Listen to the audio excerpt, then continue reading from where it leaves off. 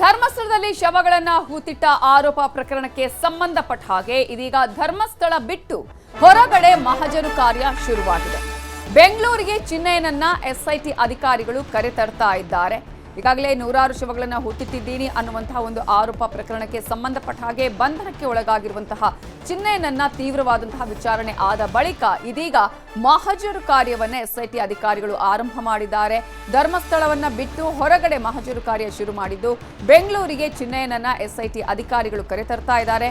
ವಕೀಲ ಓಜಸ್ವಿ ಗೌಡ ಅವರ ಕಚೇರಿಗೆ ಎಸ್ಐಟಿ ಅಧಿಕಾರಿಗಳು ಕರೆತರ್ತಾ ಇದ್ದು ಬೆಂಗಳೂರಿನ ಮಾಗಡಿ ರಸ್ತೆಯಲ್ಲಿದೆ ವಕೀಲ ಓಜಸ್ವಿ ಗೌಡ ಅವರ ಕಚೇರಿ. ಓಜಸ್ವಿ ಗೌಡ ಮೂಲಕವೇ ಬೆಳಕಿಗೆ ಬಂದಿದ್ದು ಚಿನ್ನಯ್ಯ. ಈ ಹಿನ್ನೆಲೆಯಲ್ಲಿ ಅಲ್ಲಿಂದ ಕೂಡ ಏನೇನು ಆರಂಭ ಆಯಿತು, ಅಲ್ಲಿ ಯಾವ ರೀತಿಯಾಗಿ ಈ ಎಲ್ಲ ಒಂದು ಪ್ರಕರಣಕ್ಕೆ ಸಂಬಂಧಪಟ್ಟ ಹಾಗೆ ಷಡ್ಯಂತ್ರ ಅಂತ ಹೇಳ್ತಾರೋ ಅಥವಾ ಆತನಿಗೆ ಈ ಒಂದು ಪ್ರಕರಣವನ್ನು ಬೆಳಕಿಗೆ ಬರೋದಕ್ಕೆ ಸಾಧ್ಯ ಮಾಡಿಸಿದ್ದು ಆ ಒಂದು ವಕೀಲ ಓಜಸ್ವಿ ಗೌಡ. ಈ ಹಿನ್ನೆಲೆಯಲ್ಲಿ ಇದೀಗ ಅಲ್ಲೂ ಕೂಡ ಎಸ್ಐಟಿ ಮಹಜರು ಮಾಡುತ್ತೆ. ಬೆಂಗಳೂರು ಬಳಿಕ ಮಂಡ್ಯ, ತಮಿಳುನಾಡಿಗೂ ಕರೆದೊಯ್ದು ಎಸ್ಐಟಿ ತನಿಖೆ ಮಾಡುವ ಸಾಧ್ಯತೆ ಇದೆ. ಮಂಡ್ಯದ ಚಿಕ್ಕಬಳ್ಳಿ, ತಮಿಳುನಾಡಿನ ಚಿಕ್ಕರಸಿಪಾಳ್ಯದಲ್ಲಿ ಮಹಜರನ್ನ ನಡೆಸಲಾಗುತ್ತೆ. ಇದೇ ವಿಚಾರಕ್ಕೆ ಸಂಬಂಧಪಟ್ಟ ಹಾಗೆ ಇನ್ನಷ್ಟು ಡೀಟೇಲ್ಸ್ ಕೊಡೋದಕ್ಕೆ ನಮ್ಮ ರಿಪೋರ್ಟರ್ ಕಿಶನ್ ಶೆಟ್ಟಿ ಈಗ ನೇರ ಸಂಪರ್ಕದಲ್ಲಿ ಜಾಯ್ನ್ ಆಗಿದ್ದಾರೆ. ಕಿಶನ್ ಶೆಟ್ಟಿ, ಈಗಾಗಲೇ ಎಲ್ಲೆಲ್ಲಿ ಮಹಜರು ಕಾರ್ಯವನ್ನ ಮಾಡಲಾಗುತ್ತೆ, ಆತ ಕೊಟ್ಟಂತಹ ಹೇಳಿಕೆಯ ಮೇರೆಗೆ ಎಸ್ಐಟಿಯ ತನಿಖೆ ಯಾವ ರೀತಿಯಾಗಿ ಪ್ರಗತಿಯನ್ನ ಕಾಣಿಸ್ತಾ ಇದೆ? ನವಿತಾ, ಈ ಒಟ್ಟು ಪ್ರಕರಣ ಆರಂಭಗೊಂಡಿರುವಂತದ್ದು ಓಜಸ್ವಿ ಗೌಡ ಎಂಬ ಹೆಸರಿನ ವಕೀಲರ ಲೆಟರ್ ಹೆಡ್ ಮೂಲಕವಾಗಿ. ಆ ಮೂಲಕವಾಗಿ ಈ ಪ್ರಕರಣ ಸಂಚಲನಕ್ಕೆ ಆರಂಭಗೊಂಡಿತ್ತು ಮತ್ತು ಈ ಪ್ರಕರಣದ ಎಳೆ ಆರಂಭಗೊಂಡಿತ್ತು. ಹಾಗಾಗಿ ಇವತ್ತು ಎಸ್ಐಟಿ ಚಿನ್ನಯ್ಯನನ್ನ ಕರ್ಕೊಂಡು ಹೋಗಿ ಆ ಎಳೆಯ ಮೂಲಕ್ಕೆ ಕರ್ಕೊಂಡು ಹೋಗಿರುವಂತದ್ದು.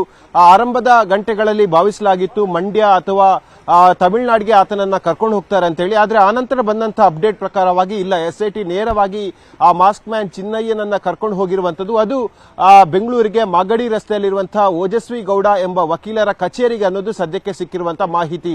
ಇದರ ಹಿನ್ನೆಲೆಯನ್ನ ನೋಡ್ತಾ ಹೋದ್ರೆ ಆ ಆರಂಭದ ದಿನದಲ್ಲಿ ಒಂದು ಲೆಟರ್ ಹೆಡ್ ಬೆಳಕಿಗೆ ಬಂದಿತ್ತು. ಅದು ಓಜಸ್ವಿ ಗೌಡ ಅವರ ಹೆಸರಿನಲ್ಲಿ ಆದಂತಹ ಆ ಲೆಟರ್ ಹೆಡ್. ಅದರಲ್ಲಿ ಉಲ್ಲೇಖ ಮಾಡಲಾಗಿತ್ತು, ಸ್ವತಂತ್ರ ಭಾರತದಲ್ಲಿ ಪ್ರಪ್ರಥಮ ಬಾರಿಗೆ ಇಂತಹ ಕೇಸನ್ನ ನೀವು ಗಮನಿಸ್ತಾ ಇದ್ದೀರಿ ಎಂಬ ಉಲ್ಲೇಖವನ್ನ ಕೂಡ ಮಾಡಲಾಗಿತ್ತು. ಆನಂತರವಾಗಿ ಓಜಸ್ವಿ ಗೌಡ ಮತ್ತು ಚಿನ್ನಯ್ಯನ ಸಂಪರ್ಕ ಆಗಿರ್ಬೋದು, ಓಜಸ್ವಿ ಗೌಡ ಅವರನ್ನ ಸಂಪರ್ಕ ಮಾಡಿದಂತಹ ಚಿನ್ನಯ್ಯ ಹೇಗೆ ಬಂದ, ಯಾವ ದಿನಾಂಕದಂದು ಬಂದ, ಯಾವ ರೀತಿಯಾಗಿ ಅವರ ಮುಂದೆ ಡಾಕ್ಯುಮೆಂಟ್ಸ್ ಗಳನ್ನ ತಂದ, ಯಾವ ಆಧಾರದಲ್ಲಿ ಓಜಸ್ವಿ ಗೌಡ ಅವರು ಈ ಹೇಳಿಕೆಗಳನ್ನ ಇಂತಹ ಕೇಸ್ಗಳನ್ನ ಪಡ್ಕೊಂಡ್ರು ಎಂಬ ಅರ್ಥದಲ್ಲಿ ಹಲವು ಹೇಳಿಕೆಗಳನ್ನ ಈಗಾಗಲೇ ಎಸ್ಐಟಿ ಅವರು ಪಡ್ಕೊಂಡಿದ್ದಾರೆ. ಸ್ವತಃ ಓಜಸ್ವಿ ಗೌಡ ಅವರ ಕಚೇರಿಯ ಮಹಜರು ಮಾಡೋಕೆ ಇವತ್ತು ಚಿನ್ನಯ್ಯನನ್ನ ಕರ್ಕೊಂಡು ಹೋಗಿದ್ದಾರೆ. ಅಲ್ಲಿಂದ ನೇರವಾಗಿ ತಮಿಳುನಾಡಿಗೆ ಚಿಕ್ಕರಸಿಪಾಳ್ಯ ಇದೆ, ಅಲ್ಲಿಗೆ ಕರ್ಕೊಂಡು ಹೋಗುವಂತಹ ಸಾಧ್ಯತೆಗಳು ಕೂಡ ಇದೆ. ಯಾಕೆ ಚಿಕ್ಕರಸಿಪಾಳ್ಯ ಅಂತ ಹೇಳಿದ್ರೆ 2014ರಿಂದ 2022 ತನಕ ಚಿನ್ನಯ್ಯ ಗೌಡ ತಮಿಳುನಾಡಿನ ಚಿಕ್ಕರಸಿಪಾಳ್ಯದಲ್ಲಿ ಇದ್ದ ಎಂಬ ಮಾಹಿತಿ ಸದ್ಯಕ್ಕೆ ಎಸ್ಐಟಿ ತನಿಖೆಗೆ ಬರ್ತಾ ಇರುವಂತಹ ಮಾಹಿತಿ. ಈ ನಿಟ್ಟಿನಲ್ಲಿ ಅಲ್ಲಿಯೂ ಕೂಡ ಸ್ಥಳ ಮಹಜರಾಗುವಂತಹ ಸಾಧ್ಯತೆಗಳು ಕೂಡ ಇದೆ.